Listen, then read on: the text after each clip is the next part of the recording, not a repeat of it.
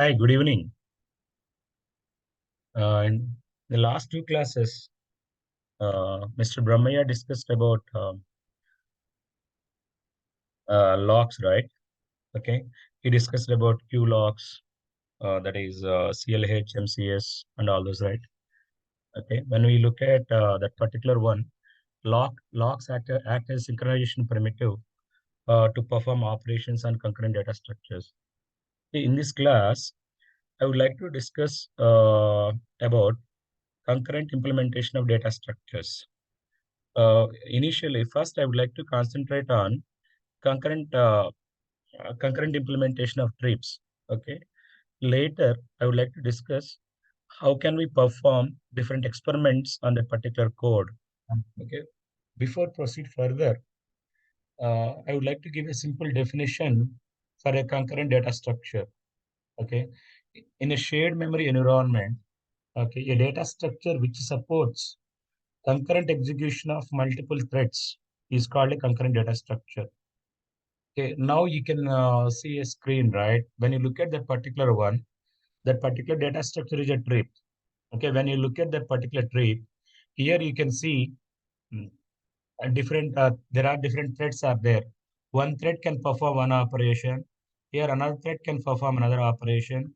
And one more thread, the third thread can perform one more operation, right? All these threads can perform the operations at the same time or simultaneously. Okay.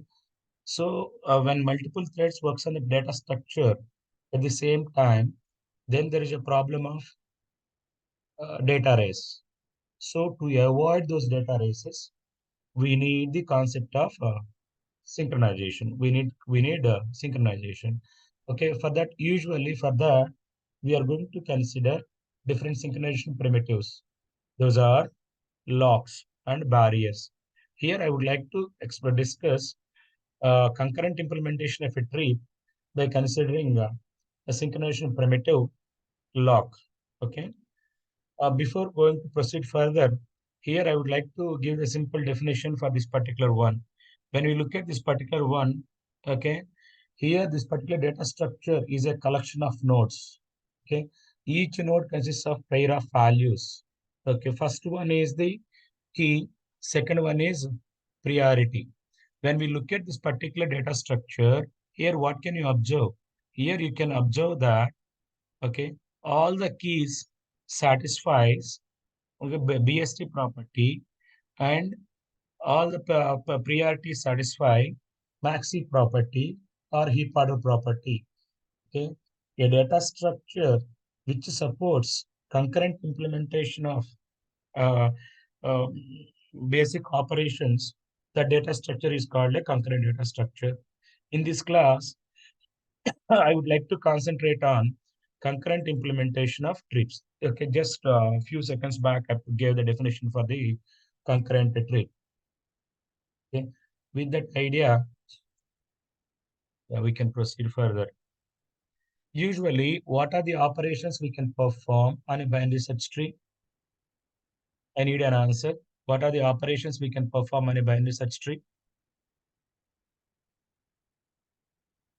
What are the basic operations that can be performed on a binary search tree?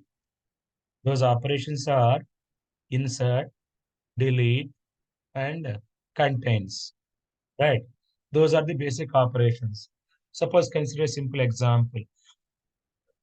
One thread may perform insert operation in the left subtree, and another thread may perform insert operation in the right subtree. Okay. If our data structure supports concurrent operations, both the insertions can be performed simultaneously.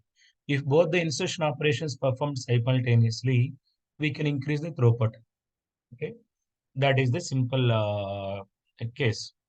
First of all, before going to proceed further, I would like to discuss a few things. Okay. Actually, in addition to this particular synchronization primitives, okay, we should have some idea about logical ordering. Okay. In this particular session, I would like to give a little bit introduction to the what is logical ordering, how that logical ordering is useful to implement lock-free operations. Okay. Before going to proceed further, okay, here there is a simple binary search tree is there. Here I would like to explain the importance of logical ordering by considering this particular simple example. Okay, I need a little bit response from you. Please unmute yourself. Okay, please unmute yourself. Here, what can you see? Okay, here, what can you see? What is this? What is this particular diagram? Thread 1 and thread 2 is operating on number 4. Yeah, thread 1 and thread 2 both are operating on a particular binary search tree. When we look at that particular binary search tree, root node is 4.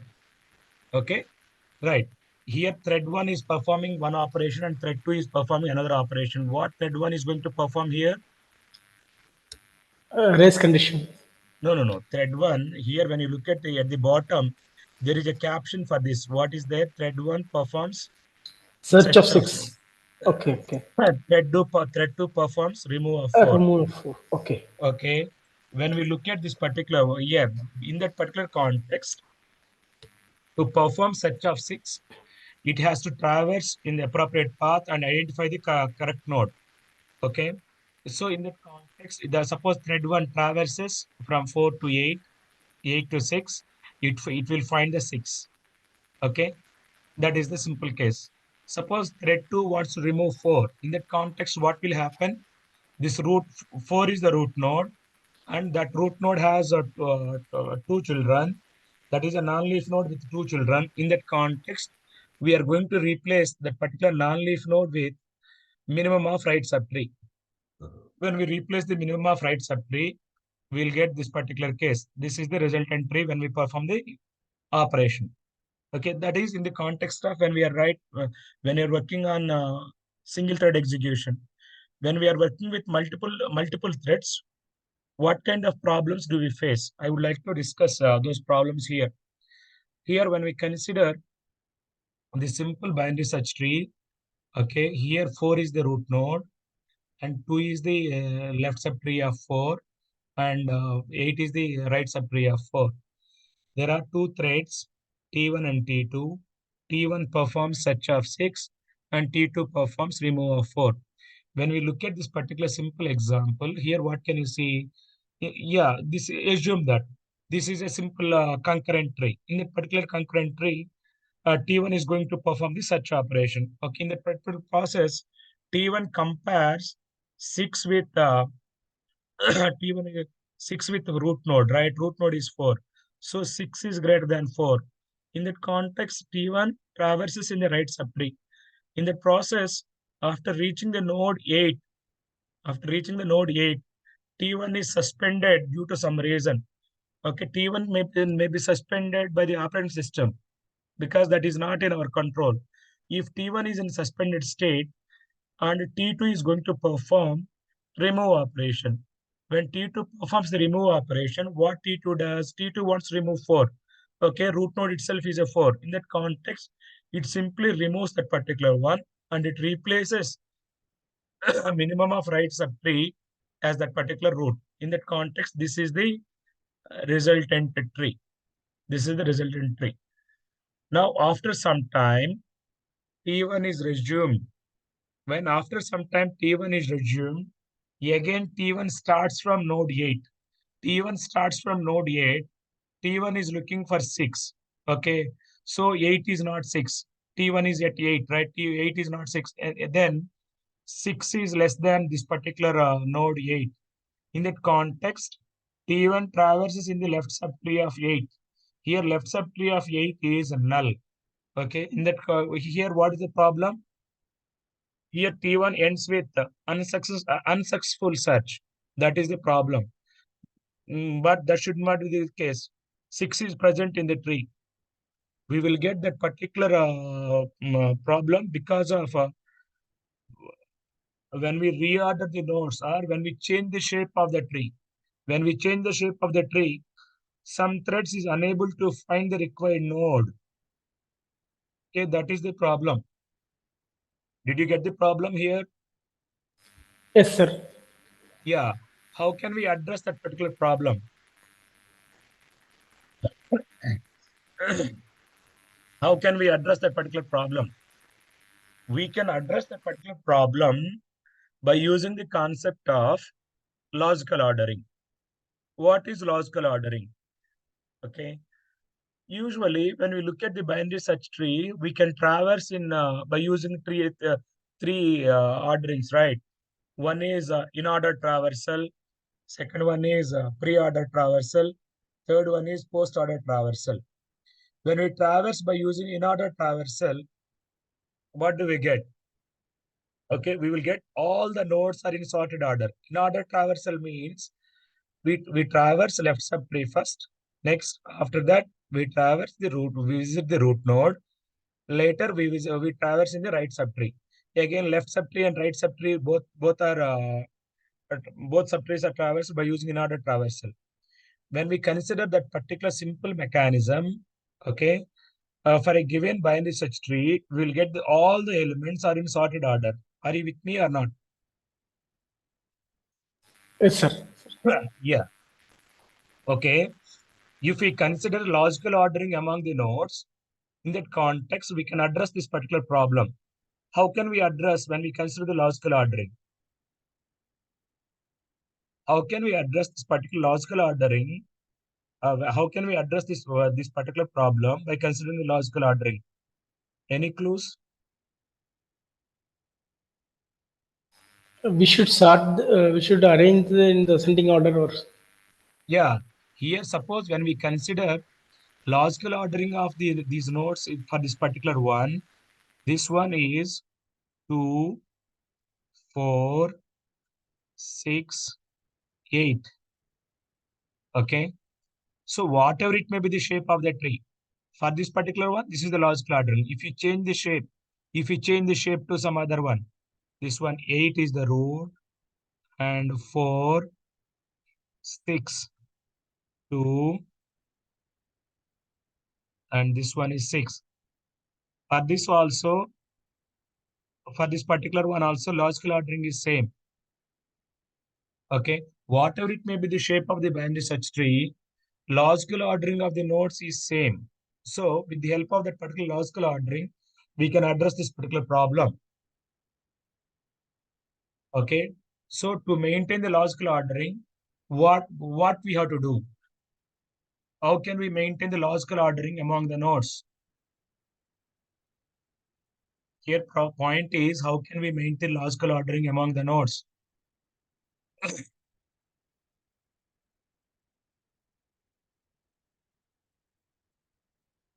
We can maintain the logical ordering among the nodes by considering predecessor and successor relationships, right? So what is the predecessor of 4? Predecessor of 4 is 2. And plus what is successor of 4? Successor of 4 is 6. For each node, when we maintain predecessor and successor pointers, okay, in that context, by using that is a kind of simple double linked list. With the help of that particular one, we can maintain logical ordering among the nodes. Is it clear? Or do you have any doubt?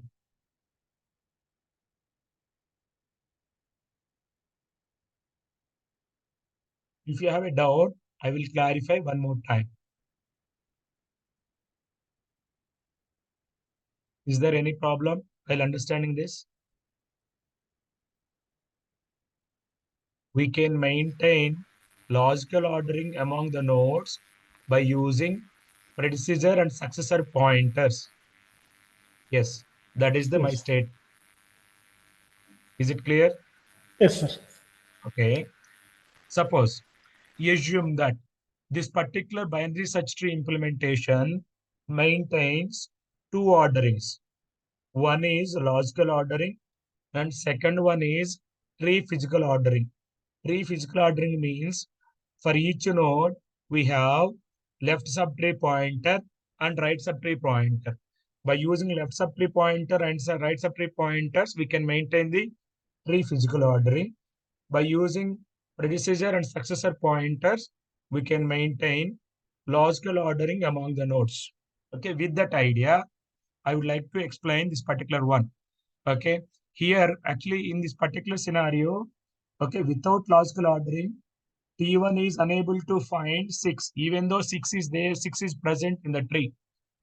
We can address that particular problem by using logical ordering. How can we address that particular problem by using logical ordering? When we look at the figure E, what can you see here? Here, when node, uh, when T1 is suspended, actually shape of the tree change. When the shape of the tree change, 6 becomes the root. T1 is unable to find in D. When we look at the figure D, in that particular one, T1 is unable to find. We are going to address that particular one by using logical ordering. How can we address the logical ordering? Is simple. Here, idea is this. This one is, here there is a T1. T1 is looking for 6. When T1 is looking for 6, here, here left subtree is null. Okay, if 6 is present, definitely it is in the left subtree of 8. Okay, here left subtree is null. If left subtree is null, in that context, what will it look? T1 looks for its predecessor. What is the predecessor of 8?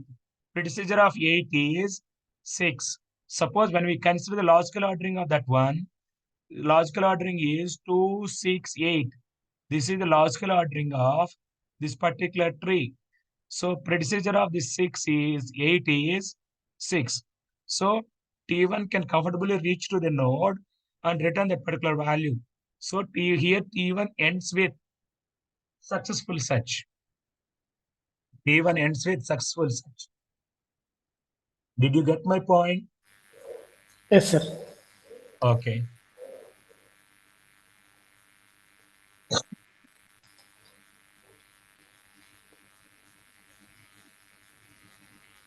Yes. Here in this class, I would like to discuss concurrent implementation of Treaps. Okay. Yeah.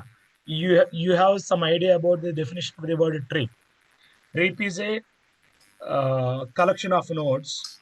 Those collection of nodes satisfy BST property and heap order property.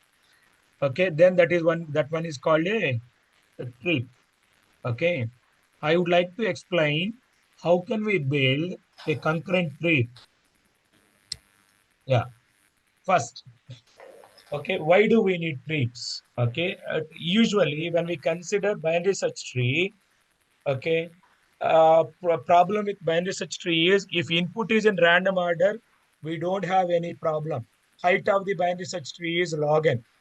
If input is in either a sorted order, either an increasing order or decreasing order, then we will get a skewed tree. If it is a skewed tree, in all the basic operations going to take more amount of time. Time to perform any operation on a skewed tree depends upon height of the tree. When we reduce the height of the tree, we can perform all the operations in log n time. That is the beauty of high balanced trees. Okay. Here, Treaps maintains log n height. Okay. Average case. That is expected height of any tree is order of log n. There is no need to maintain balancing at each non-leaf node. Suppose if we consider AVL trees. In AVL trees, we have to maintain strict height balancing condition at each non-leaf node, right? Okay. Here we can in Treaps there is no need to maintain strict height balancing condition at each non-leaf node. With the help of these advantages, we can consider Treap as a better alternative as compared with AVL trees. Okay. One more problem with AVL trees is in concurrent context, we can consider AVL trees. Problem with AVL trees is when we are working with multiple threads, these multiple threads trying to update or trying to maintain the height balancing contention at the root, okay, is very high. Contention at the root is very high.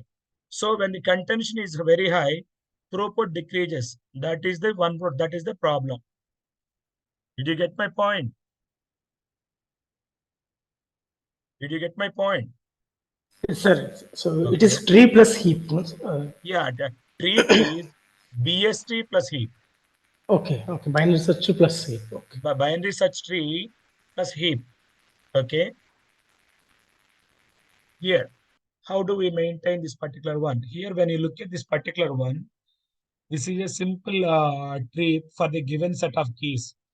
Okay, when we look at each node, you can find pair of values. One is the English alphabet and second one is the priority. Okay, when we look at the English alphabet, it satisfies the BST property. When we look at the priority, it satisfies the heap order property. What is the heap order property? Max heap property. Value at each non-leaf node should be greater than or equal to values of its descendants or its children. Okay, is it clear? Definition of the tree is clear.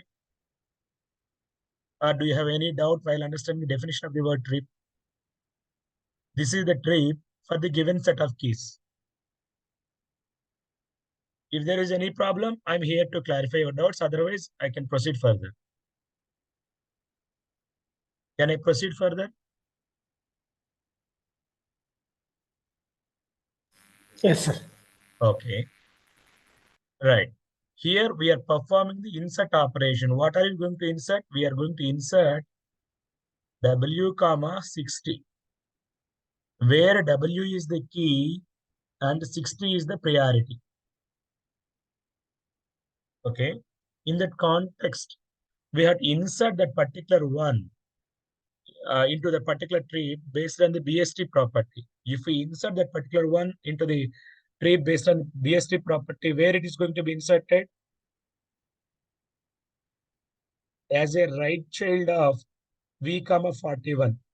If we insert that particular node as a right child of V comma 41, this is the case. This is the shape of the tree.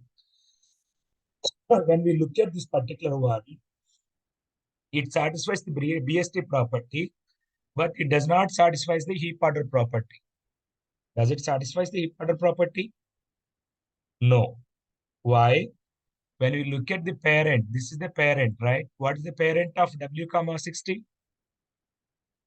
What is the comma parent? 40. V V comma comma 41. V comma 41. 40, V comma 41. So what priority of parent node is 41, but priority of child node is 60. So how can we solve this particular problem? We can solve this particular problem by performing right to left single rotation. When we perform right to left single rotation, this is the resultant tree. Right? Are you with me? Here we are performing right to left single rotation. When we perform right to left single rotation, this is the case. This is the particular subtree. When we look at this particular subtree, it satisfies the BST property, right? BST Yes, sir. property and heap order property. Yeah. Again, here in this particular example, heap order property is violated at non-leaf node Z comma 54. Z comma 54. So here to satisfy the heap order property, what we have to do? Here we have to perform one more rotation, that is that is left to right rotation at node, this one, Z comma 54.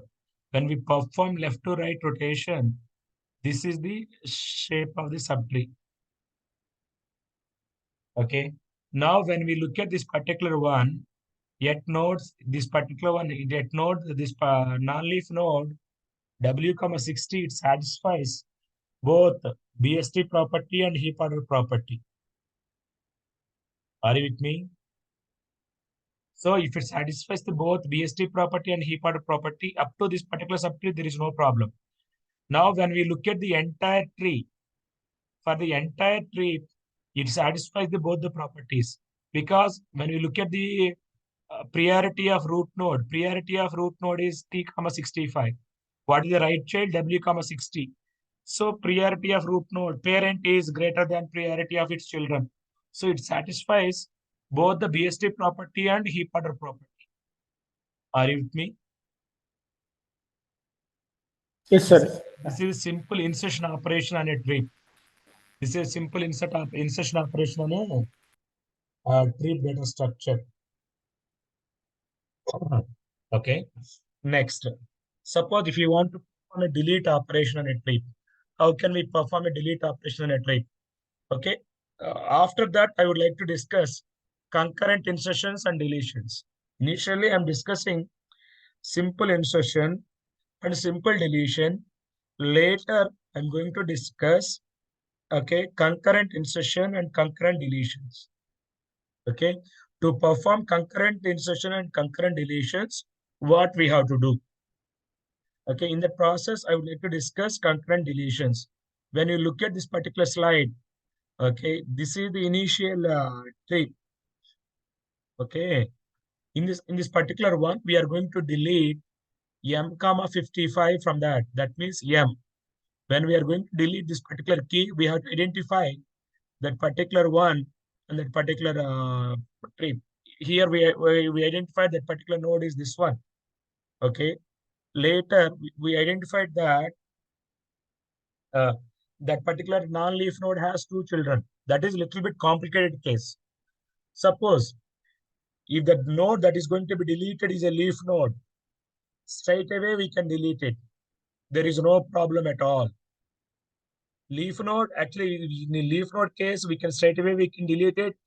When we delete that particular leaf node, both the properties are going to be satisfied. Heap order property and BST property.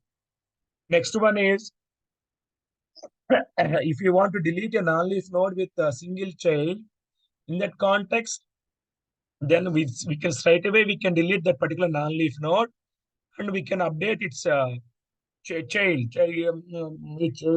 with its parent. Then in that context also it is very simple and straightforward. Then in that also it satisfies BST property and heap order property. Okay. Here when you look at this particular case, here problem is this particular non-leaf node has two children. Okay. So in that context, what we have to do? Here we are going to perform simple logical deletion.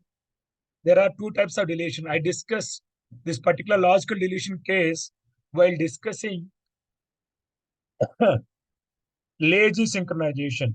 In lazy synchronization, to delete a node, we are going to flip a particular bit. Okay. When we flip a particular bit, that means that particular node is logically deleted. Later, we are performing physical deletion on that particular node.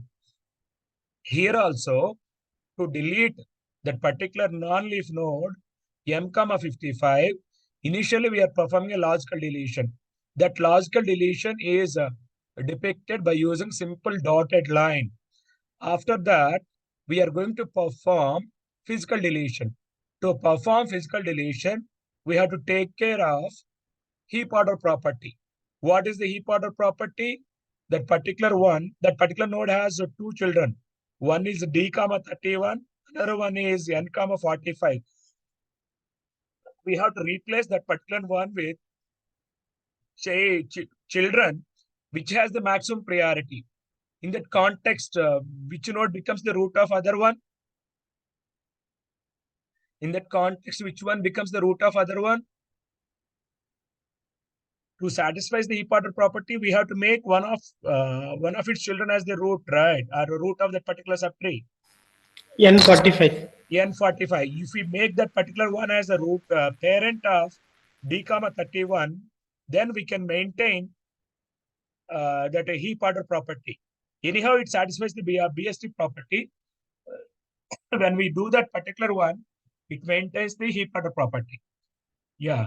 For that, what we have to do is we have to perform one single rotation, left, right to left rotation.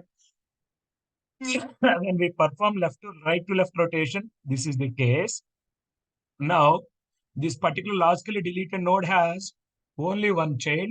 Then simply update its child to its parent. With the help of that, when we do that, this is the shape of the tree. This is the shape of the tree. Yes, with this introduction, I think now you have some idea about how to perform insert and delete operations on a tree. Do you have any problem while understanding insert and delete operations on a tree?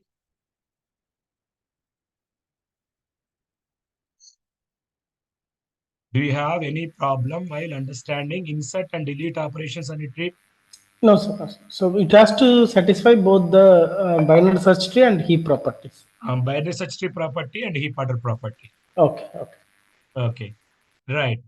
Now, I'm going to discuss about concurrent insert and delete operations.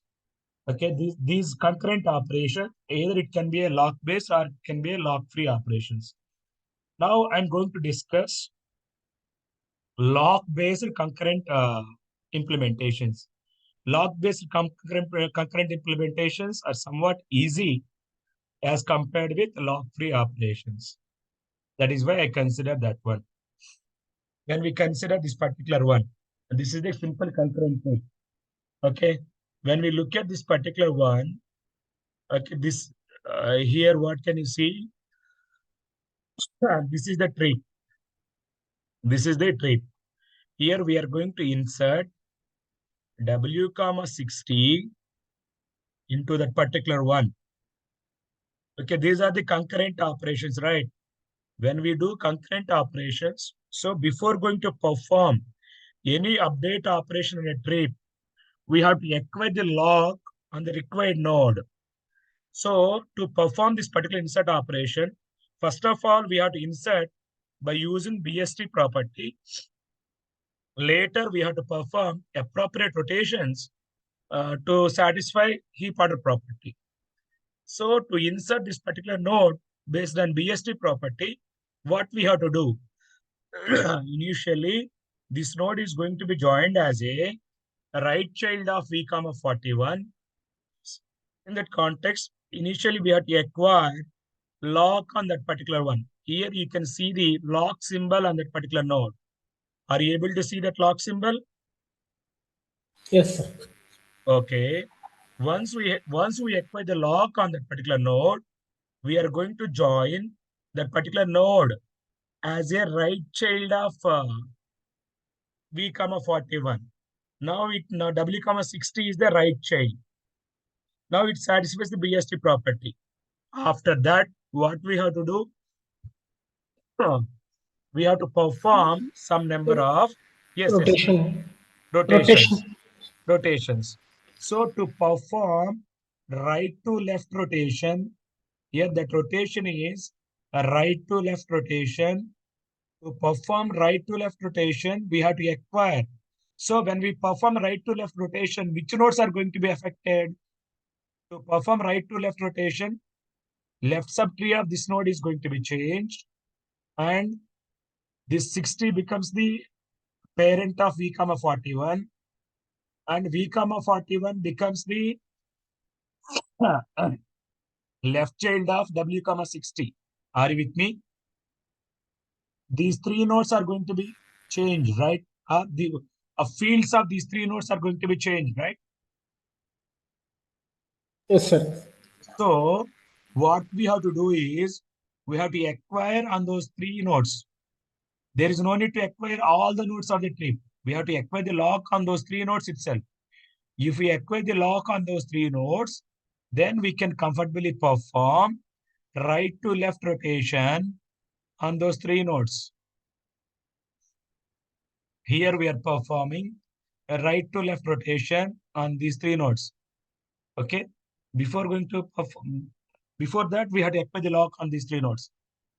So after performing right to left rotation, this is the shape of the tree. Now, what we have to do? Again, now we have to release the lock from these three nodes. Again, we have to verify heap order property on the parent of w comma 60. What is the parent of w comma 60? Z, Is it 54? Z comma 54. There again, heap order property is violated. So to satisfy the heap order property, what we have to do? We have to perform one more. We have to perform one left to right rotation. So when we perform one, so in that process, which nodes are going to be affected? Right subtree of t comma 65 is going to be changed, and fields of z comma 54 are going to be changed, and fields of w comma 60 are going to be changed. So we are going to acquire lock on these three nodes. Once we acquire lock on these three nodes, okay, we are going to perform we are going to perform left to right rotation. When we perform left to right rotation, this is the shape of the trip. Now, this particular substructure satisfies heap order property and BST property. Now, when we look at the entire trip, parent of this W comma 60 is T comma 65. It satisfies the heap property and BST property. Anyhow, it satisfies BST property. Now, there is no need to acquire any more locks. Simply our operation can be terminated, or it simply we can come out from the particular insert operation. A thread can comfortably come out from the particular insert operation. Is there any problem while understanding this logic? No, sir, understood. So Okay. basically, binary search tree and heap property should be satisfied. For concurrent tree, what are the nodes which affect that lock we should acquire? Uh, That we have thread to should acquire. we have to acquire the lock on the required set of the nodes. So this is multiple thread where it is shown, sir. So it is for single thread operation. Further, No, it no. is Yeah, sir. Suppose consider the case. In single thread case, this is the case. When we are working with multiple threads, okay, if you are working with multiple threads, what will happen is, suppose some other thread wants to perform insert operation here, right? Yeah, that particular one is going to acquire the locks on this left subtree. okay. Okay. Okay, in that So context, both can be performed at the same time. okay, Sometimes next. there is a overlap. If there is a overlap, then one of those two threads can proceed further. Other one Okay. has to wait. Okay, sir. Okay. If there is no overlap, both the threads can proceed further. If there is an overlap, one of those threads proceed to the next stage, right? Second one has to wait. That is the logic here. Did you get my point? Yes, sir. Yeah. Okay. Next one. Similarly, we can perform delete operations by acquiring the lock on required set of nodes. Suppose if you are going to perform a delete operation, what we have to do? Okay, here we are maintaining this. We created this particular concurrent tree by considering two orderings. Those orderings are tree physical layout, that is tree ordering, and second one is logical ordering. Okay, tree ordering is responsible for maintain left and right subtrees. Okay, logical ordering means by using predecessor and successor relationships each node. Suppose consider this particular delete operation. When this particular we are going to delete m comma 55. We are going to delete m comma 55. So anyhow we have to acquire the lock on the m comma 55. There is no other go. We have initially we are going to update logical ordering. Later we are going to update physical ordering. What is the predecessor of m comma 55? When we look at the BST, predecessor is e comma 15. So that is why we acquired the lock on this particular node. This is the predecessor. This is the node which is going to be deleted. That is why we are going to acquire the lock on these two nodes. After acquiring the lock on those two nodes, we can simply update the logical ordering. That means we can simply update that particular bit. Are you with me? After that, we can change the successor of this e comma 15. Did you get my point? Is there any Yes, sir. problem? Yes, sir. Okay. So when we look at these two figures, okay, what these two are responsible for logical deletion and to perform uh, update on logical ordering and to perform update on logical ordering. Next one, after that, we have to physically delete this particular node from the tree. To perform physical deletion, we have to acquire the lock on some other nodes. So for physical deletion, what is going to happen? Okay, this left subtree of this t comma 65 is going to be changed. Um, and this one is going to be changed. Okay, this one is going to be changed, and we are going to change this one also. That is why we acquire the lock on these four nodes. Once acquire the lock on those four nodes, we perform one right to left rotation. After performing right to left rotation, this is the shape of the tree. Shape of the tree. Now, again, we have to update this particular one. We have to update this parent of d comma 31 is n comma 45. To perform that updation, again, we have to update the lock on these four nodes and do that particular updation. When we do that particular updation, this is the resultant tree. This is the resultant tree. Okay. In that way, we can perform concurrent delete operation. To perform concurrent delete operation, we are also using locks, right? Locks on nodes. So this is kind of fine grain locking. In fine grain locking, we are considering the lazy implementation. Why lazy implementation? If we don't consider the lazy implementation, again we have to consider hand over hand locking mechanism. Okay, hand over hand locking mechanism is kind of blocking, right? That takes actually so much amount of energy, or we have to fastest thread should wait for the slowest threads, right? That is the problem. Okay, with that idea, I would like to explain the remaining slides. Okay, till now I discussed about concurrent implementation, concurrent insert operation, and concurrent delete operations. Now, what is the node structure? When you look at this particular, when we do this kind of implementations, we have to carefully select node structure. Here is the key. This is the priority, and these are the marked fields.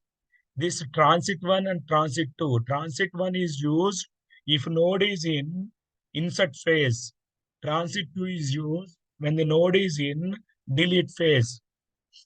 At the same time, for each node, we are going to maintain left pointer, right pointer, parent pointer, predecessor, and successor.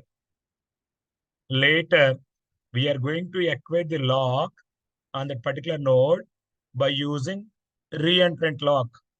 Here I consider two locks. One is for to acquire the locks on the nodes by using tree physical layout. Second one is by using uh, logical ordering. Suppose if you want to implement, you can implement this particular one by considering only one lock. That is also possible.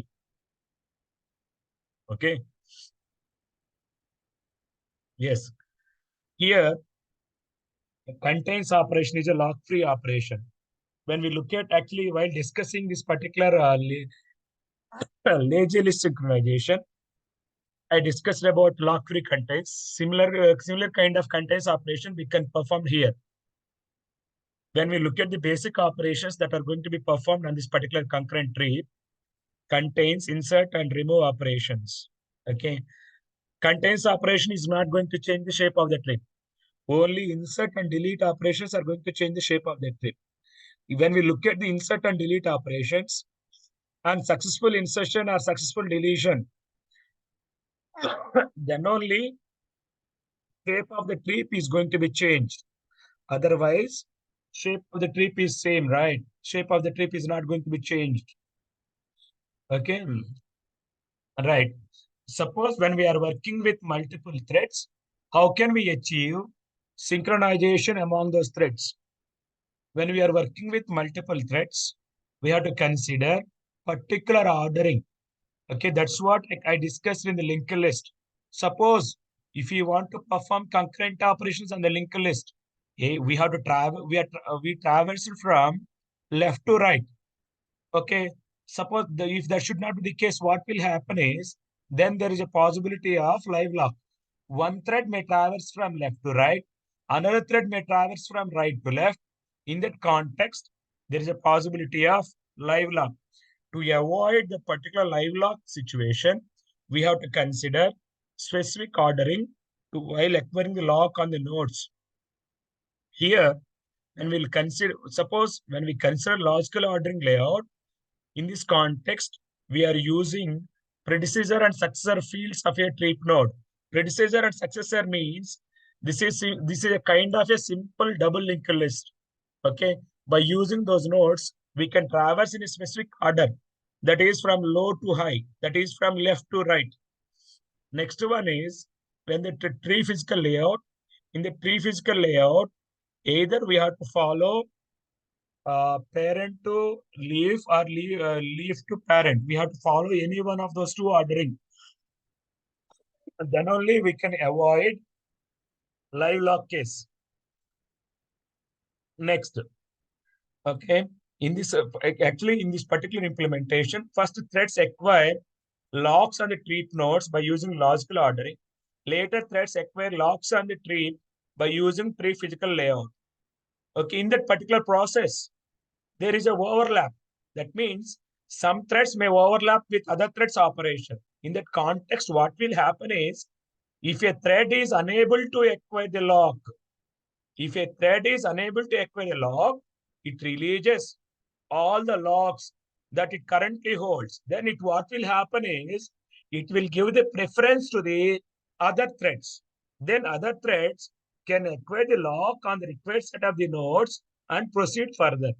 In that way, we can avoid deadlock situation. Are you with me? Yes, sir. Okay, that is the case. With the help of this simple, actually, this is the idea. Okay, with this idea, we have to develop the logic. Okay, this is very crucial while working with multiple threads. How to avoid deadlocks? Okay, this statement: if a thread is unable to acquire the lock, it releases all the locks that it currently holds. And we have to follow the specific ordering while acquiring the locks on the nodes. Next one. In that process, actually, again, in HPC environment, we should have some idea about servers. Okay, on which mission you are going to execute that particular piece of code. Suppose here I executed this particular one on this mission. The here mission is AMD Uptron 6736. When you look at this particular one, it has 64 cores, and these 64 cores spread across 8 NOMA nodes. So each NOMA node has 8 cores. And RAM, sheer size of the RAM is 64 GB. Next one, how the each NOMA node has some number of cache memory, cache hierarchy. How is the cache? Each core has 16 KB L1D cache and 64 KB L1I cache and 2 MB L2 cache and 6 MB L3 cache. This L3 cache is shared across 8 cores within that particular one. Each NOMA node has 8 cores. So L3 is shared across all those 8 cores. L1 and L2 both are local to the core. Both are local to each core. Okay, that is the little bit information about the hardware.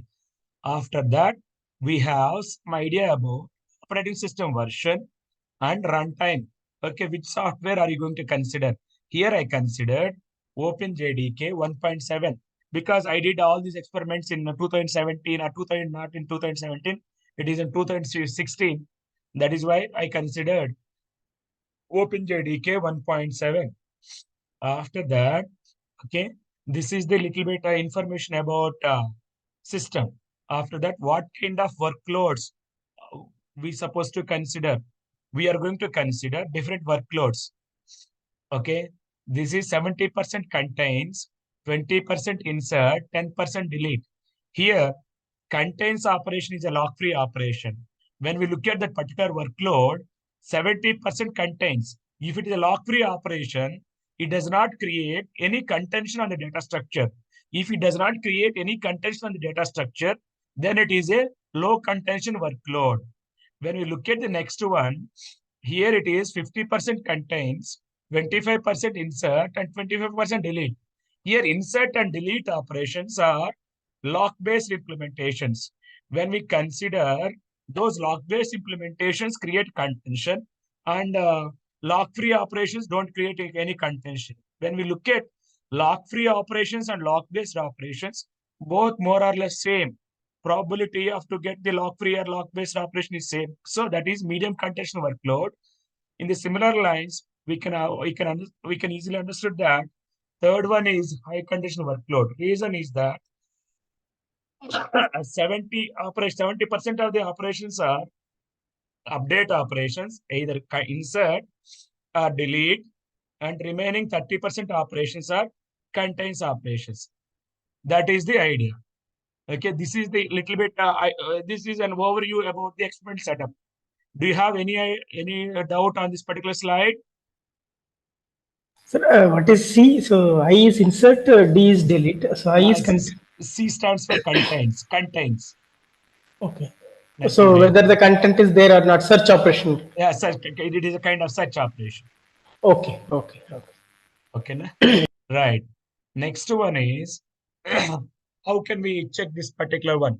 We performed this particular implementation. We compared this one with the sequential implementation. Okay, when the number of threads is 64. Here, what are the keys range? Keys range is 2 times 10 power 5 and 2 times 10 power 6. This is the keys range. For the different keys ranges, these are the speed ups. These are the average speed ups. When the number of threads is 64. How do we find the speed up?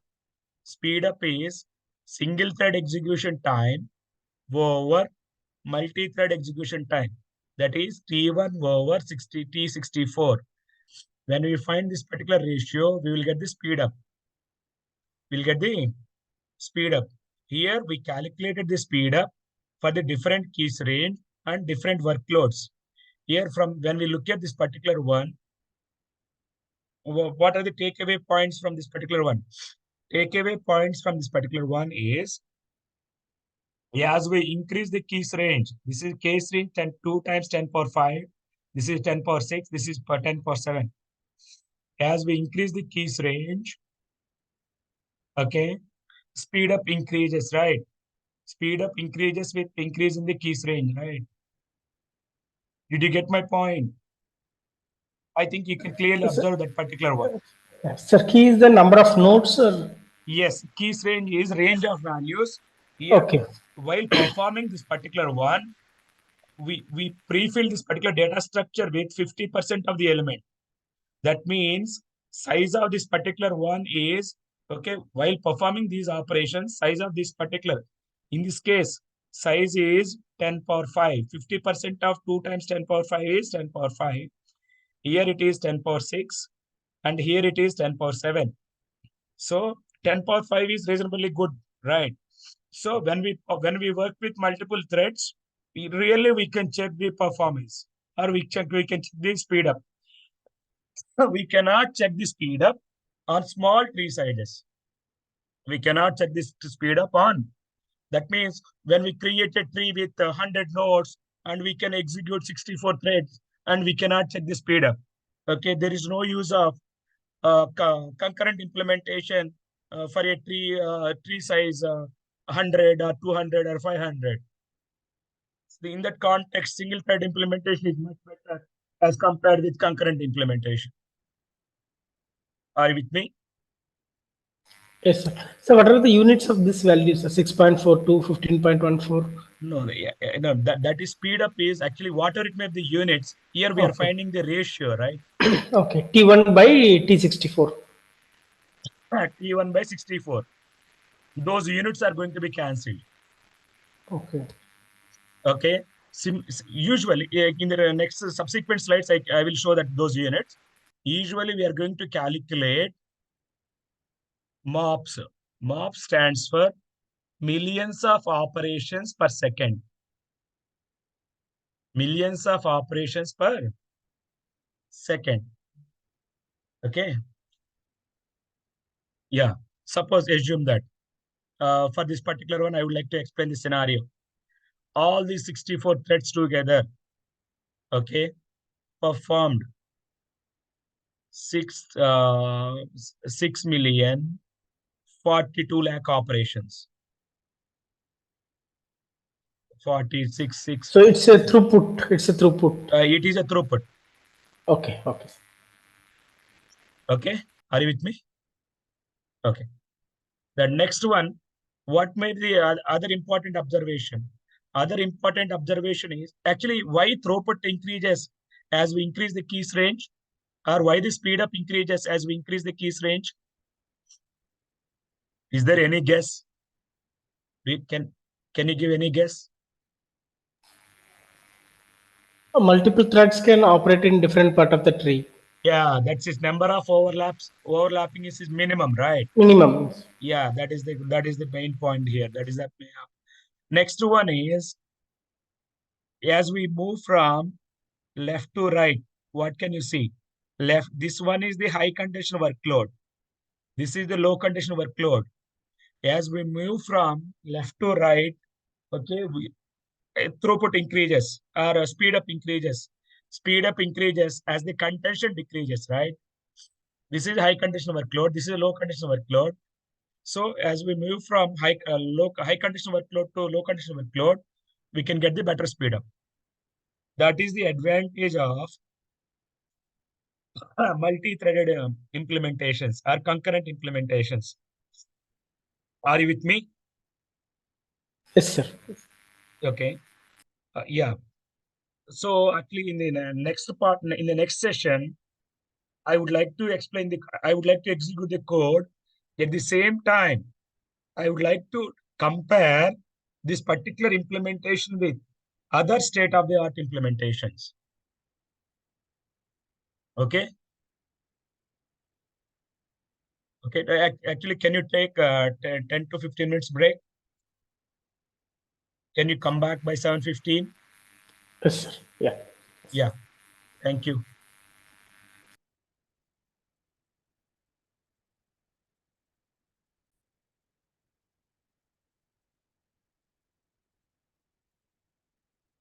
Yeah. Based on this particular one, as we this is here we compared concurrent trip implementation with state-of-the-art implementations. As we compare concurrent trip with the state-of-the-art implementations, no, sorry. As we compare concurrent trip with sequential implementation, we observed that speed up increases with increase in the keys range. Second one is speed up increases as the contention decreases. Yes. Next one is what are the state-of-the-art implementation? How can we compare? When we look at the state-of-the-art implementations, there are different concurrent tree implementations are there. First one is DVY tree, that is lock-based AVL tree via logical ordering. Actually, that is published in PPOP 14. Actually, that one is developed by Rochester et al. Second one is BCCO tree. Third one is CVM tree. And last one is EFRB tree. EFRB tree is a lock-free tree. That is an external binary search tree. Usually, when we look at the binary search trees, we can classify binary search trees into three types. internal binary search trees, external binary search trees, and partially external binary search trees. Okay. Yes, when we look at the internal binary search tree, data is at leaf nodes and non-leaf nodes. That is internal binary search trees. When we look at the external binary search tree, data is at leaf nodes. Then that is external binary search tree. Partially external binary search tree. In that context, okay, the data is at internal nodes, and some of the internal nodes, uh, data is at internal nodes and external nodes, and some of the internal nodes can be acting as a routing nodes. That is partially external tree. Okay, when we look at these state-of-the-art implementations, usually we can consider these state-of-the-art implementations into two types. Okay, balanced trees and unbalanced concurrent BST implementations. In the context of balanced implementations, when we work with multiple threads, we face the contention at the root node, because when we try to maintain strict height balancing condition at each non-leaf node, in that process, it creates a contention at the root node. That is the problem with strict height balancing implementation, just like AVL implementation. Next one is, suppose if you don't consider uh, BST AVL height balance implementation, then what is the problem? Problem is, if the input is in sorted order, it creates skewed tree. Okay, what may be the alternative to this particular one? Alternative to this particular one is Treap. Treap in a Treap, there is no need to maintain a strict height balancing at each non-leaf node. At the same time, okay, on average, it maintains log and height. On average, it maintains log and height. In that context, inside, so if we consider such kind of data structure in a concurrent context, it gives the better results as compared with existing state-of-the-art implementations. How to compare this particular one with existing state-of-the-art implementations, right? We have to compare our concurrent tree with existing state-of-the-art implementations for different workloads. Okay, like just a few minutes back, I discussed about three types of workloads. That is the low contention workloads, medium contention workloads, and high contention workloads. Okay, we have to compare our concurrent tree implementation with existing state-of-the-art implementation by considering those workloads. When you look at this particular diagram, here you can see throughput of different tree implementations. What can you see here? Here you can see concurrent tree implementation. This is concurrent tree implementation. This is DVY tree implementation. This is BCCO tree. This is CVN tree. This is simple concurrent skip list. This is EFRB tree. All these are concurrent implementations. We are going to compare our concurrent tree with this implementation. When we look at this particular graph, what can you see here? Horizontal axis is the number of threads. We are going to increase number of threads from 1 to 64. Here our server is 64 core server. That is why I increase the number of threads from 1 to 64. In vertical axis is throughput. Throughput is in MOPS. MOPS stands for millions of operations per second. Okay, how many millions of operations it is going to perform per second? That is MOPS. When we look at this particular simple diagram, what can you see? Here you can see that here on the top, you can see a workload. Here workload is 70C, 20I, 10D. Means that 70% contains, 20% insert, and 10% delete. And here size, range of the keys.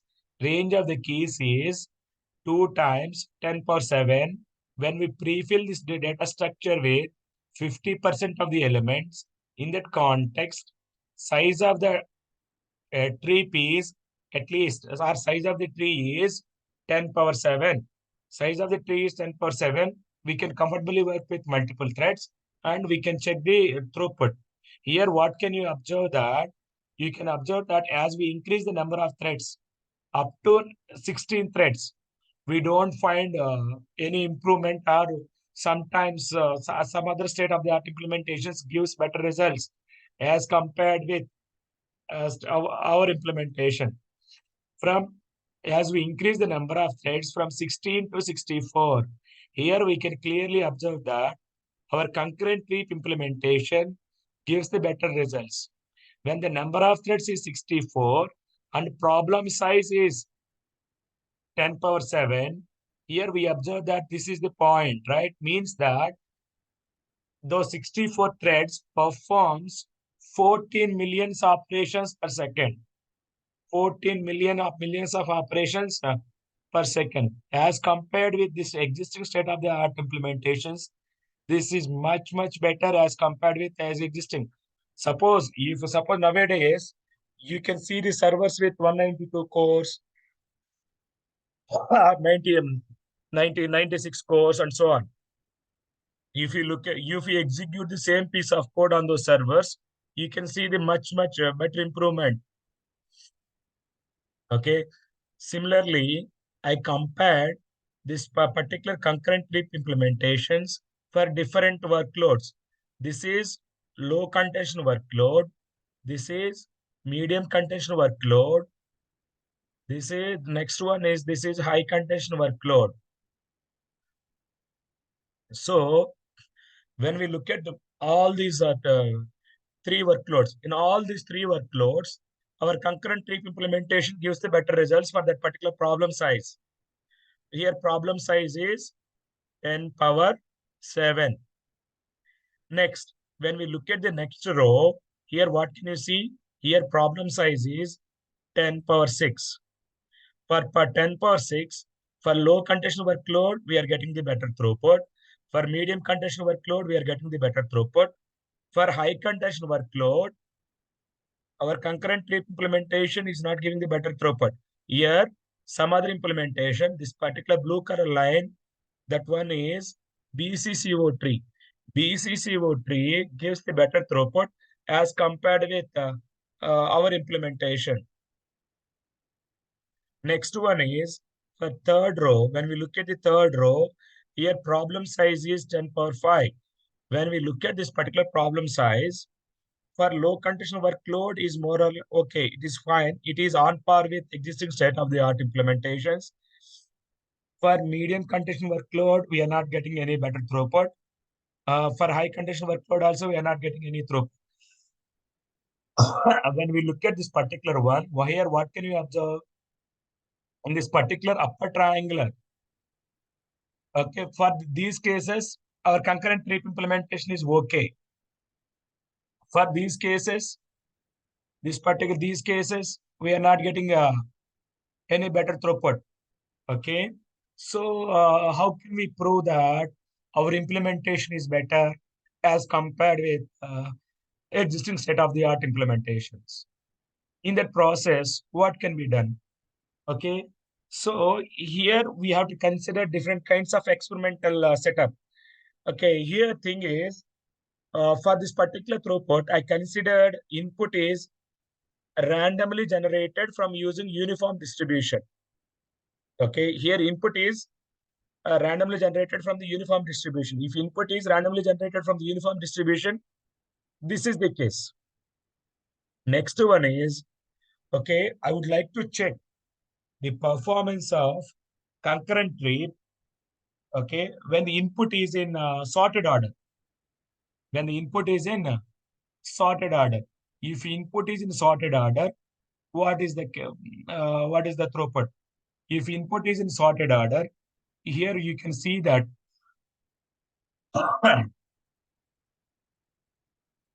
for this one, we are getting the better throughput. For this one also, we are getting the better throughput. For this one is a better throughput. If input is in sorted order, these two concurrent implementations gives the better throughput as compared with remaining implementations.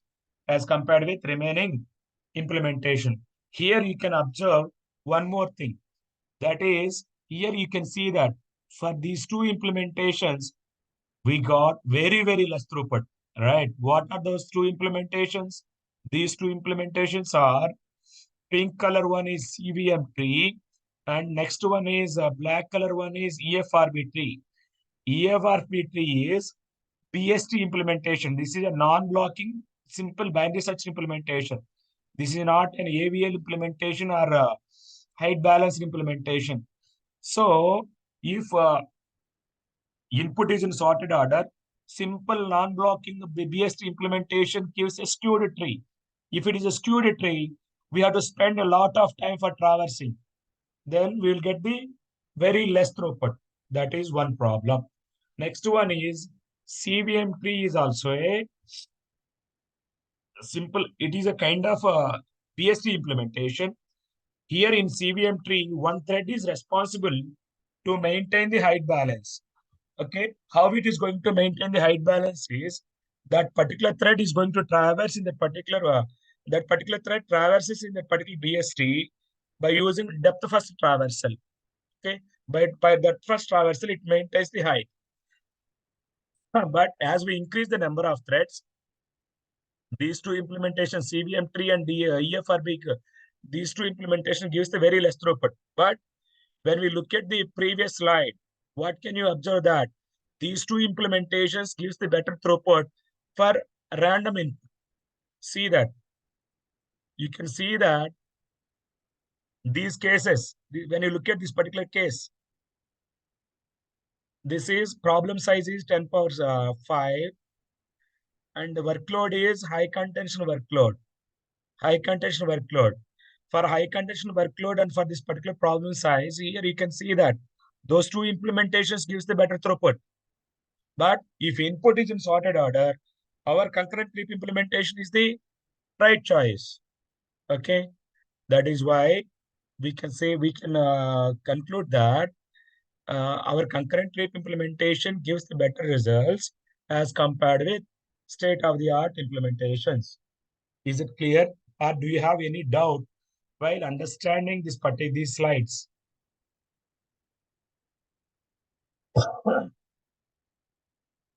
Here, think.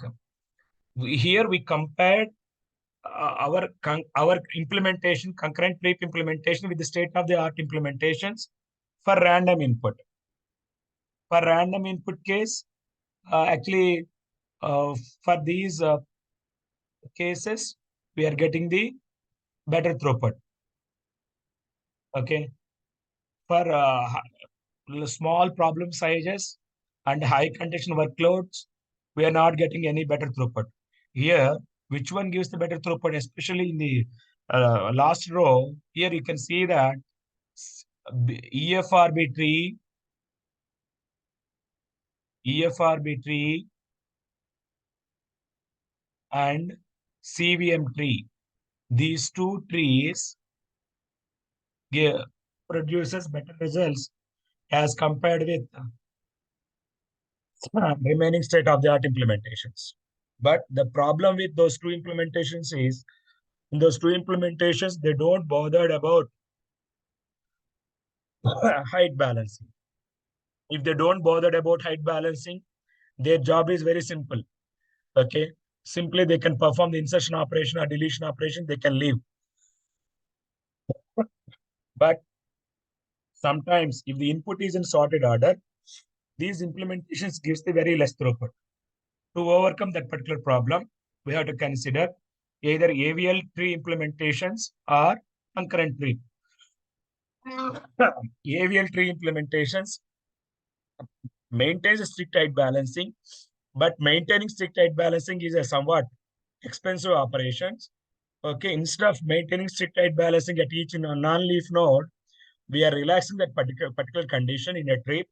But in a Treap, on average, we are maintaining the log n height. That is the property of the Treap.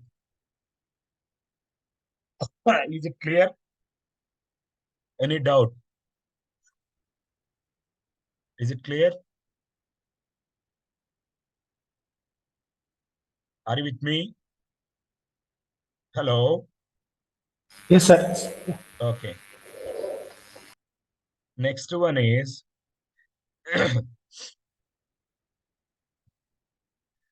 yeah.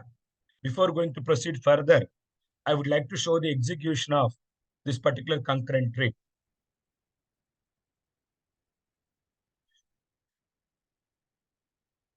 These are the set of programs. Okay, this is the simple concurrent tree implementation, concurrent tree.java. Okay, and next one is this is a thread class. We are creating the different threads, and this is a wrapper class to test the performance of this concurrent tree. When we look at this particular one, this is the version number. Okay, to generate this particular one, uh, while actually in the 18th version, I got the correct output. Okay, each version took around 10 days. Okay, to generate this particular piece of code, I spent around 180 days, close to 6 months. Okay, that is why writing the concurrent code is not somewhat easy task. It is possible, but it takes a considerable amount of time.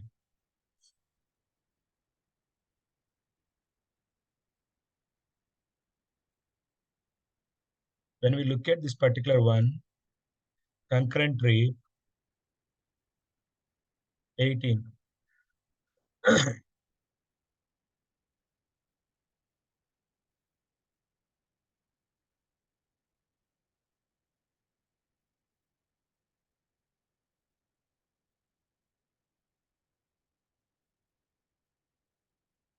This is the code.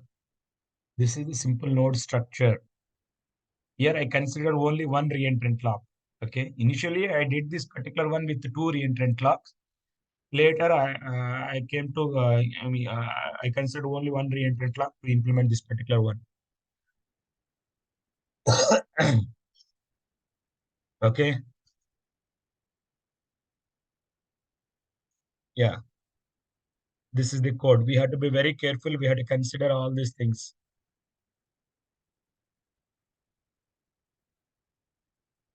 After that, what we have to do is we have to call this particular one from the wrapper class. Here, wrapper class is concurrent tree test dot concurrent tree test. Here, when we look at this particular one, here you can see that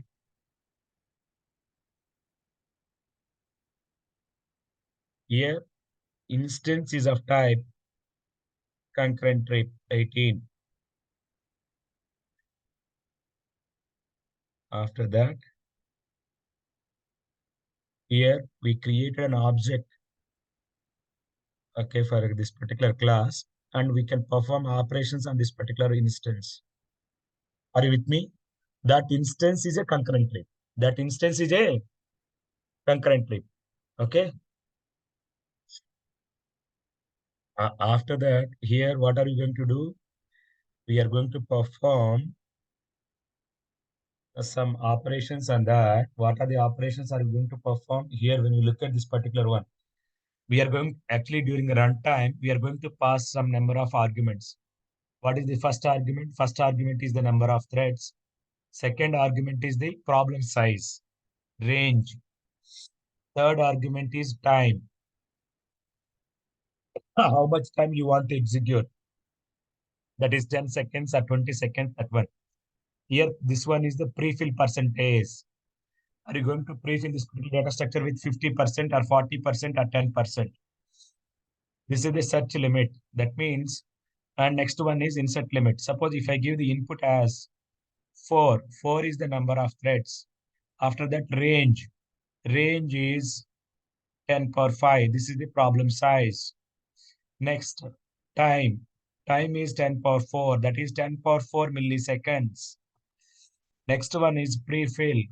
Pre-fill is 50%. That means we are going to pre-fill with 50% of the elements.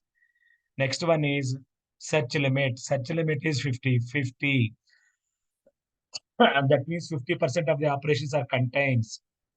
Next, insert limits. That means difference between 50 and 75 is 25%.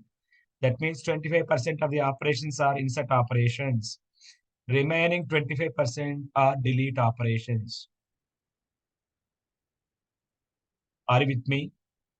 This is the workload characterization. Are you with me? Yes, Okay. sir. Yes, yeah. Yeah. When I execute it, I will execute by considering this particular order. Okay.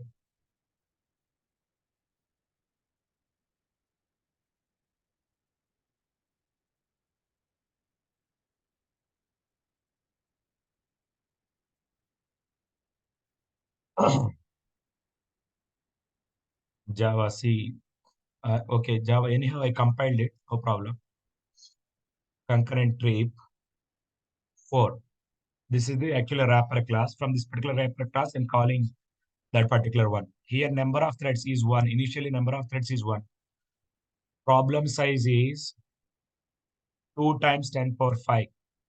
And the time is 10,000 milliseconds. Prefill percentage is 50%. Okay. And contains operation is 50. 25% is insert. Remaining 25% is delete. This is the workload. Number of threads is 1. When number of threads is 1, that means pre-filling is done. Pre-filling means we pre-fill the data structure with 50% of the elements. So 50% of 2 lakhs is 1 lakh. Here, what is the throughput? Here, throughput is 0.59, and that means 0.6 millions of operations per second. Okay, that many number of total operations is this one. Total operations is this much. When we divide this one with time, what is the time here? At 10 power 4 milliseconds. That is 10 seconds. That is 10 seconds is this one. This many number of operations. When we convert this one into millions of operations, point goes to here. That is 0.59 millions of operations per second or 0.6. Is it clear? Next one is, instead of one thread, if we execute same problem with 2 threads,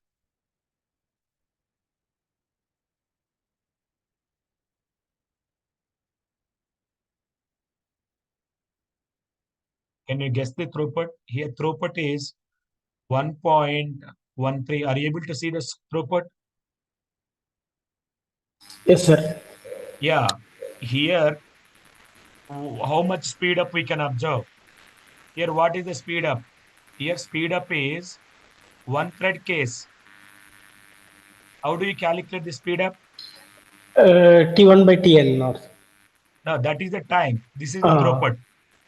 Did okay. you get my point? Yes, sir. Sir. Yeah, that is in that when we consider throughput, it is an other way around. So here throughput of 2 threads is 1.13 millions of operations per second divided with 0.59 millions of operations per second. It is close to 1.9x. This is the speed up. Speed up is represented by using this particular x. Are you with me? Yes, sir. Yes. Next one is, instead of 2 threads, if you solve the same problem by using 4 threads, by using 4 threads,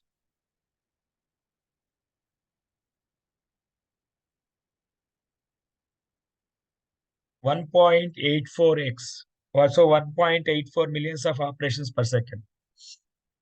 Okay, did you get my point? Here, in this way, we have to calculate throughput. After that, by varying the number of threads, we have to draw the x-axis is the number of threads. Number of threads is 1. Number of threads is 2. Number of threads is 4. Y-axis is the throughput in millions of operations per second. MOPS. That is the throughput. We have to put the points, and based on that, we have to draw the graph. That is the case. Are you with me? Yes, sir. In that way, we have to generate the results for various workloads for our implementation. Similarly, for a given experimental setup, we have to generate the throughput results for other state-of-the-art implementations. Then only we have to compare our implementation with the state-of-the-art implementation, and we have based on that, we have to draw the conclusions. Next one. In this particular, yes, in this session, I would like to concentrate on import of locking objects. Here, actually, I think Mr. Brahmaya also discussed about different locks, right? CLH lock, MCS lock, TAS lock, TTAS lock, TAS and TTAS lock. Those locks are good for some servers. At the same time, CLH lock is good for in one environment. To overcome that if there are no cache, that in cashless architectures, CLH lock is not good. Okay, for cashless architectures, we have to go for some other lock, that is MCS lock. So that is why in concurrent implementations, kind of lock also plays a major role. If we consider one lock, then we will get one kind of throughput. Instead of that particular lock, if we consider some other lock, then we can observe a different throughput. That is why we have to choose appropriate lock to get the better throughput. In that context, I would like to discuss, okay, impact of locking objects in concurrent implementations. When you look at this synchronization objects, here I considered, when we look at this CVM tree and DVY tree, these are the two state-of-the-art implementations. They considered reentrant lock as a locking object. BCCO tree, they considered synchronized keyword, which is there in Java, that is the locking object. EFRB tree and skip list, they considered that those are the lock-free implementations. They considered atomic reference field updater, that is the locking object. In concurrent Treaps, I considered two types of locking objects. Initially, I did the implementation by using reentrant locks. Later, I did the implementation by using atomic integer. Based on that, I would like to explain remaining slides. Do you have any problem or any doubts on this slide? Do you have any problem or any doubts on this particular one? If there are no doubts, can I proceed to the next slide?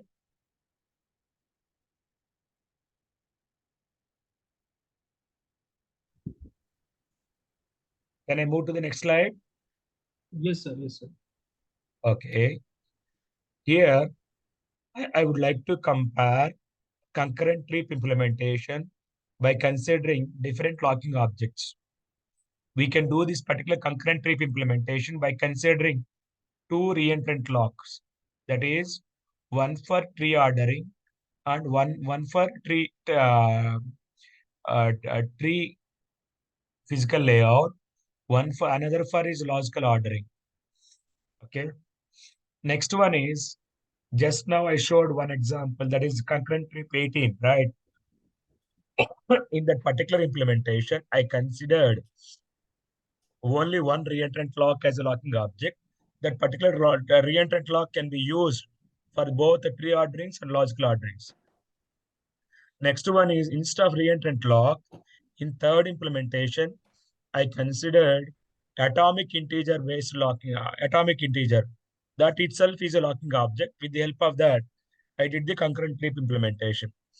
Okay, now I would like to explain throughput of these three concurrent Treap implementations. When we look at this particular throughput, you can observe that this is a simple graph. Here you can see that horizontal axis is the number of threads and vertical axis is throughput, right? When you look at this particular one, this is simple bar chart. Here you can see that blue color line is atomic integer based implementation. That is one atomic integer implementation. This green color one is one reentrant lock based implementation. That is by using one RL, one reentrant lock. And this particular red color one is two RL implementation. That is two reentrant locks. Here, what can you observe? All the cases, all these problem sizes. For all these problem sizes, here you can observe that atomic integer implementation, atomic integer based implementation gives the better results as compared with reentrant lock based implementation. That is one observation. When we look at the second observation, when we look at the observation, when we compare two RL implementation and one RL implementation, one reentrant lock based implementation gives the better results as compared with two RL based implementations. Those things we observed here, right? Did you get my point? Yes, sir. Okay. Here, here, what may be the reasons to get the better throughput? Here, what may be the reasons to get the better throughput?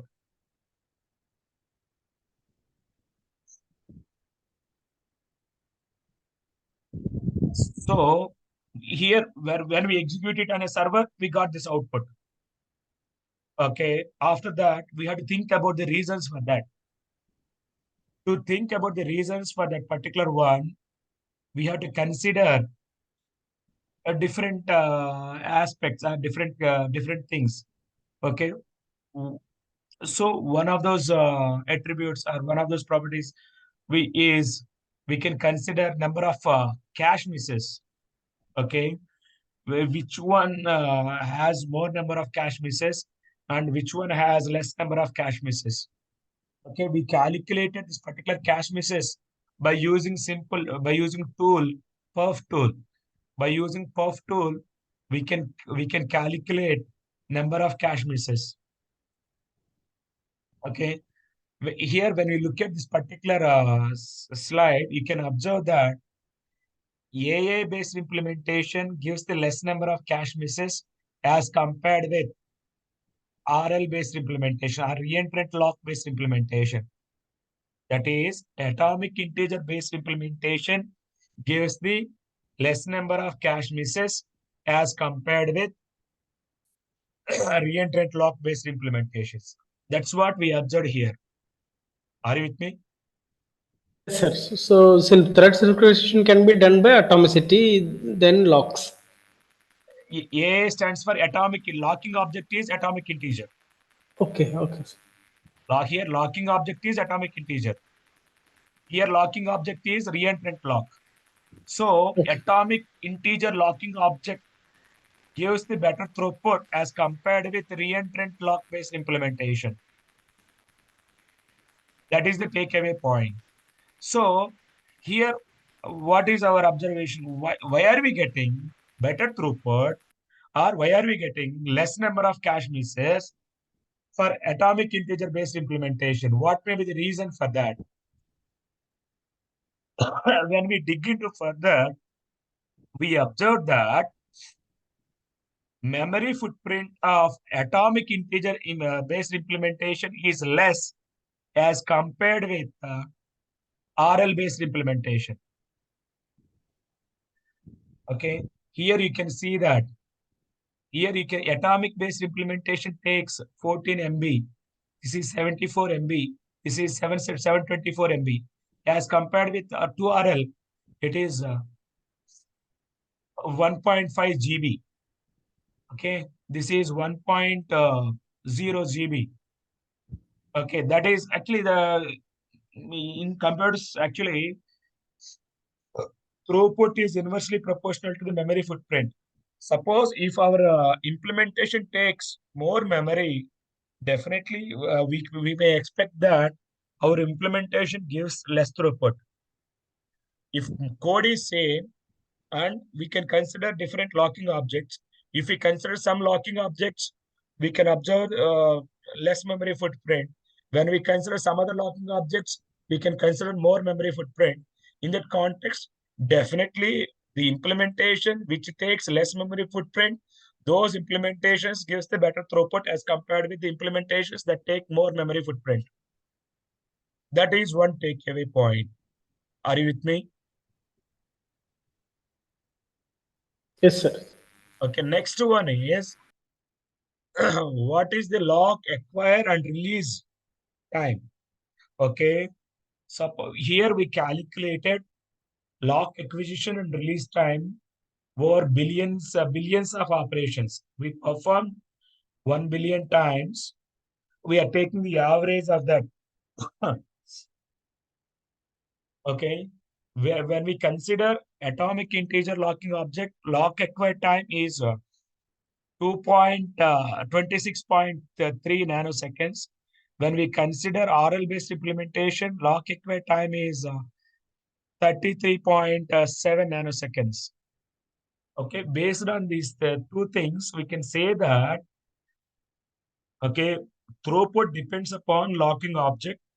Okay, for locking objects, which locking object takes gives less memory footprint, those locking objects gives the better results. Not only that, okay, locking method, some locking methods takes very less time as compared with other locking methods. The methods which takes less time, those implementations gives the better throughput. And those are the points. So from this, we can say that implementation throughput depends upon kind of locking object are we going to consider. Okay. Next, how do we estimate time complexity of these concurrent implementations? Okay, for simple sequential implementation, straight away you can give the time complexity based on something. There we are performing only one operations. Here we are performing some set of operations. Each thread is responsible to perform that particular operation, right?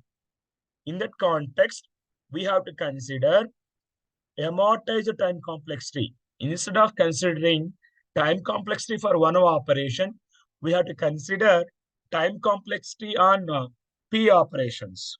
Okay, for that one is we designed a formula for that. That is, we go of M by P times H by T plus C. What is M by P? I will explain it. Okay, no problem. H of T is height of the tree. So, in any case, time complexity depends upon either it is a sequential implementation or it is a concurrent implementation. Time it depends upon height of the data structure. If it data structure has more height, then such time increases. If such time increases, all basic operations takes more time. Contains, insert, and delete takes more time. Why? Reason behind that is delete and insert also to perform either delete or insert, we have to perform the search. Okay. So search depends upon height of the tree. So as the height of the tree increases, all basic operations take more time. That is the basic conclusion. Next one is here M by P. M by P means M is the number of times such function is called, P is the operations. Suppose if there is no overlap, when we call the such one time, then that is sufficient. If there is an overlap, what will happen? Thread has to release all its locks. Then again, it has to retraverse from the root node. That's what I discussed in the lock synchronization mechanism, right? Did you remember that particular point? If you look at this particular one, here I clearly mentioned that if a thread is unable to acquire the lock, it releases all the locks that it currently holds. Then that particular thread gives the preference to the other threads. What it has to do? Again, this particular thread has to retraverse from the root node. So, some threads, suppose when we are working with two threads or T1 and T2, if there is no overlap, if thread 1 traverses one time and thread 2 traverses one time, that is sufficient. In case of overlap, suppose if T1 is overlapped with T2, in that context, T2 has to retraverse more than once. Let us assume that. T1 retraverses 3 times and T2 traverses only once. So here throughput decreases, right? The reason behind that is T1 retraverses some number of times. That definitely consumes some amount of time. Because of that, throughput decreases. Did you get my point? Yes, sir. Okay. That is why to estimate the time complexity, we have to consider that particular one, m by p. What is m? M is the number of times such function is called. P is the operations. Okay. Yes, this means these p operations are overlapped during a particular time period. So we have to calculate that particular m by p constant. So this catch miss graph, that is a L3 catch miss, or it's a L3 The shared catch, or L3 last level cache. okay, okay. Next one here is here for a given experimental setup, we calculated m by p. We observed that for all the workloads, m by p value varies from 1 to 1.45. Okay, if it is 1 to 1.45, we know that height of that particular trip is log n base 2. Okay, therefore total time is order of log n base 2. Order of log n base 2. Next one is when it comes to the deletion.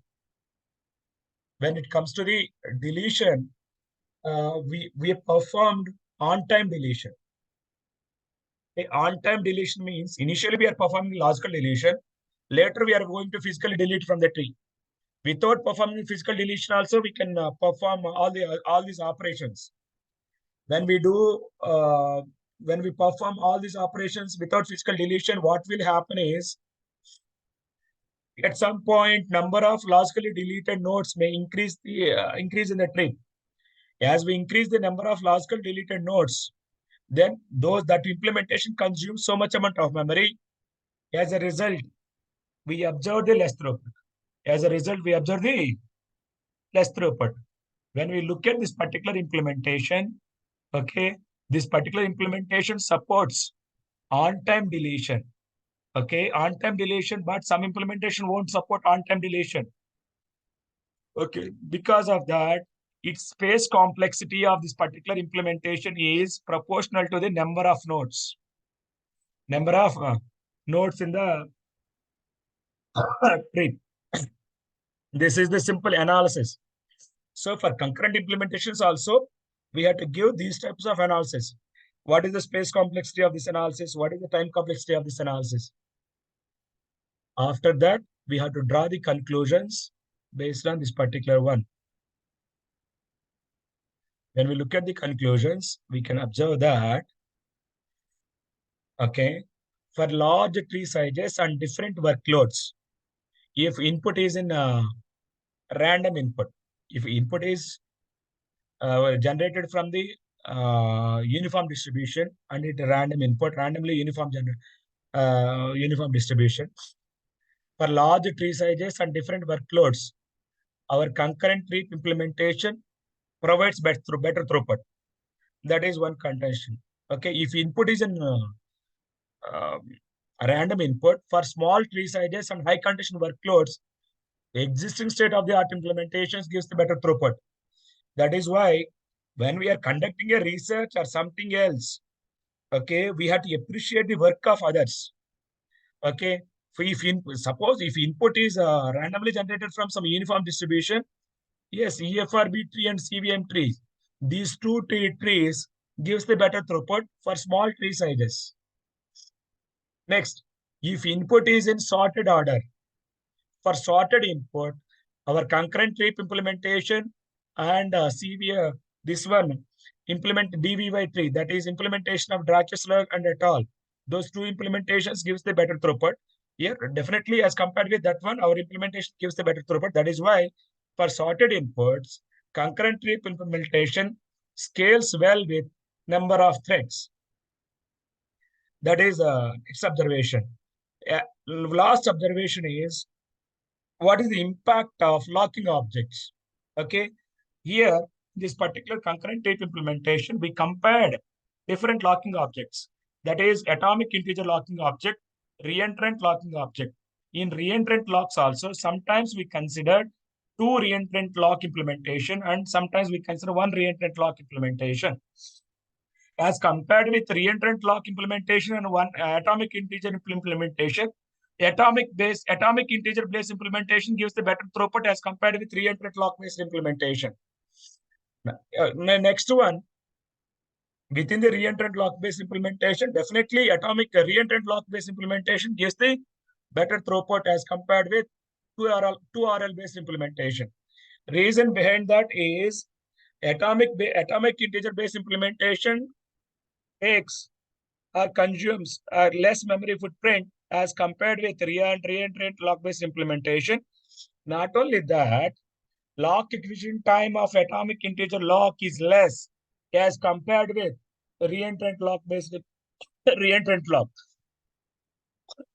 Okay, in that way, we have to compare our concurrent trip with the state of the art implementations. Okay, that is the observation, right? Do you have any doubts?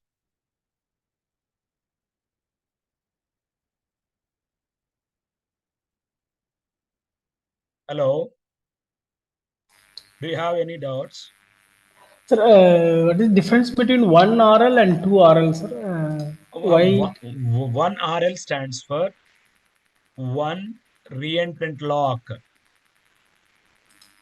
2RL stands for two reentrant locks. Okay, when you look at the node structure, in a node, we can consider two reentrant locks. Why do we consider two reentrant locks?